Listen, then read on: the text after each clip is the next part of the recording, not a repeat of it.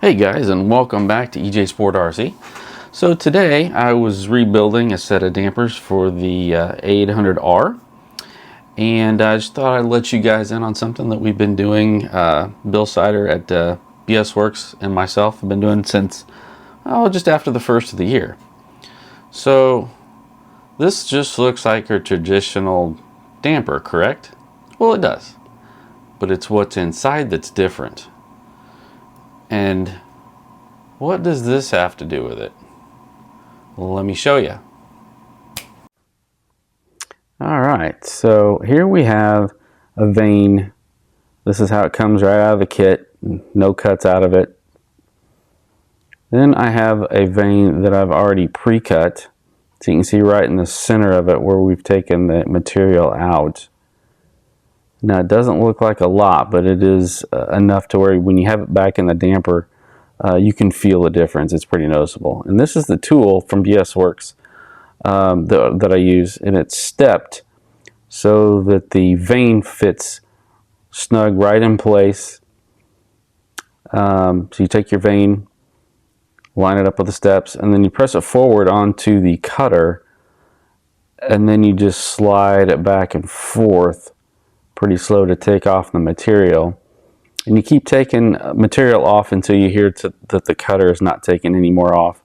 Then you flip it over and put the vane back in, and you do the same thing to the other side. Again, just move it back and forth until you get all the material that you want taken out. And what you end up with is a nice smooth edge with the material taken out. And that's really all there is to it. It's really simple mod, but it makes a huge difference. We'll do another one just to show you.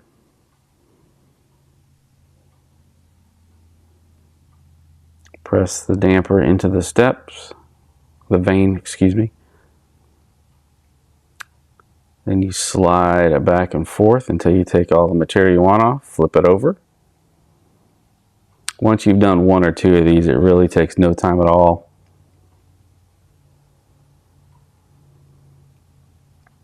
And that's really all there is to it. And as you can tell, it's really not that hard. Get that in focus. See, the notch really doesn't look like much, but I'm telling you, it makes a huge difference on the track. And with the BS Works tool, it just makes it a cinch to do. And then that should be available, I believe, in October sometime to the public. And all I did, I got a Dremel, it's a 1/8 inch tungsten cutter, chucked it up, and that's it. Okay, to go a little more in depth of what I was doing and what I just did and the things I used. So you're going to start out with your traditional Dremel, and you actually have to take, like on mine, you have to unscrew the end of this.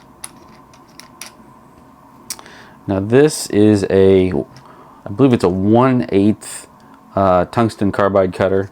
It's a Dremel 9901 is the bit that we're using. So you just chuck that up in your tool. And Bill has made this little tool where it screws on to the end of the Dremel. And looks like that. So he's made these where it's stepped.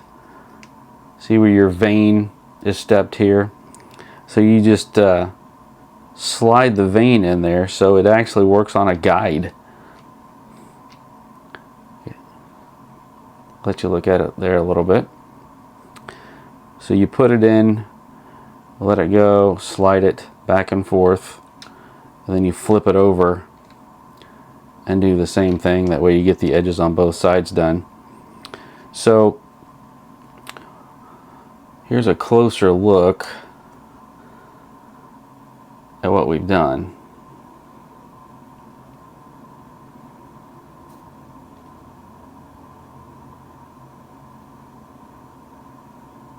So the stock vanes have these two holes here open, and they're both 1 millimeter. So what we do is we actually use UV glue and seal those up. So we actually don't use those anymore, and we're only using the very edge of this for the fluid to go by. So this tool, it should be equivalent to 4.8 millimeter holes, whereas the stock are two 1 millimeter holes. So that should be fairly close to the same type of action as the dampers on the MMX. We really like those. We were struggling a little bit with grip when the R-Car first came out. We're like, well, hey, how do we get back, you know, to the feel of the dampers of the MMX? So Bill, with his background in fluid pneumatics and expertise in flow charts, came up with this tool. Honestly, we've been using it for quite a few months now on carpet, and it has worked very, very well. I like it better than the traditional vane. So what I'm doing now, we actually haven't had it tested on asphalt. So I am building a carbon car to send out to my guy in California to try for the rest of the summer. Have him experiment with it. If it goes well, I believe Bill is talking about having this piece available to the public probably late September, maybe early October. But we want to get a little more testing both on carpet and on asphalt. But what we've seen so far it has been very promising, and we did have to go up in oil. Before, in the traditional vanes, I think I was in the 300 to 350, 400 weight shock oil.